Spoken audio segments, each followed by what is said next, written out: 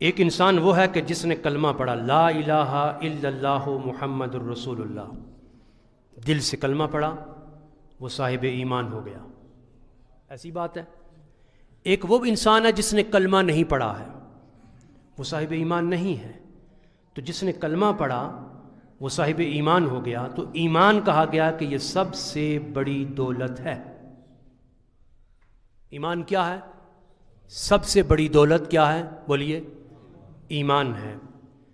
اب آپ کے پاس لاکھوں روپے ہیں، آپ کے پاس سونے کے زیورات ہیں، چاندی کے زیورات ہیں، آپ کے پاس ہیرے اور جواہرات ہیں، آپ کے پاس بینک بیلنس ہے، آپ کے پاس زمین کے کاغذات ہیں.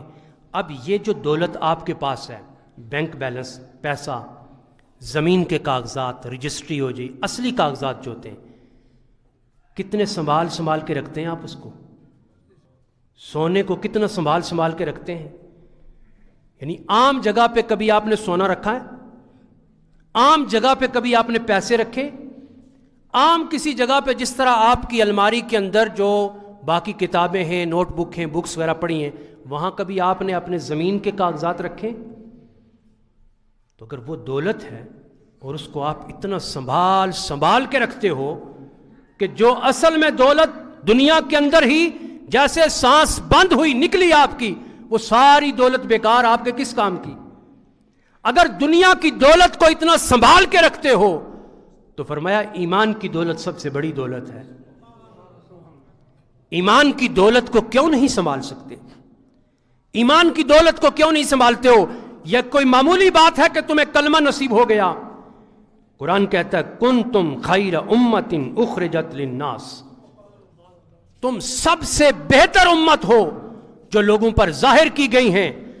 جتنی امتیں آئی ہیں فرمایا سب سے بہتر امت تم ہو، اس لیے کہ تمہیں ایمان نصیب ہو گیا ہے. اور فرمایا بہتر امت ہونے کی علامت کیا ہے؟ تأمرون بالمعروف، اس لیے بہتر ہو کہ تم نیکی کا حکم دیتے ہو، وتنہون عن المنکر، اور برائی سے منع کرتے ہو. اس وجہ سے تم تمام امتوں میں بہتر امت ہو. وتؤمنون باللہ، اور تم اللہ رب العالمین پر کیا ہے؟ ایمان لاتے ہو، ایمان رکھتے ہو. تو یہ ایمان سب سے بڑی دولت ہے. ہم دنیا کی دولت کو، ہاتھ کی میل پیسوں کو، سونے ہیرے جواہرات کو سنبھال کے رکھتے ہیں، لیکن افسوس کا مقام ہے کہ جو اللہ رب العالمین نے ہمیں ایمان نصیب کیا ہے اس ایمان کی ہمیں کوئی فکر نہیں ہے. جگہ جگہ پر برائی دیکھ کے برائی کو برائی نہیں کہتے. ایک انسان نیکی کرنا جانتا ہے، پتہ ہے اس کو کہ یہ کام کرنا نیکی ہے، وہ دوسرے کو نیکی کا حکم دینے سے ڈرتا ہے. یعنی وہ انسان کیا ہے کہ جو برائی کو برائی نہ کہہ سکے اور نیکی کی تعلیم نہ دے سکے. تو جب یہ کام آپ نہیں کر سکتے تو پھر ہمارا ایمان کہاں ہے؟ پھر تو ہم نے ایمان کو نہیں بچایا ہے. ہم معمولی سی چیزوں کے پیچھے جھوٹ بولتے ہیں، جھوٹ بولیں گے تو ایمان ضائع. ہم اپنے دنیاوی مفاد کی خاطر رشوت لیتے اور دیتے ہیں، جب یہ کام کریں گے تو جہنم میں جائیں گے. الراشی والمرتاشی کلاہما فی النار. تو یہ چھوٹی چھوٹی باتیں ہیں، یہ ایمان کو ضائع کرنے والی ہیں. تو ایمان سب سے بڑی دولت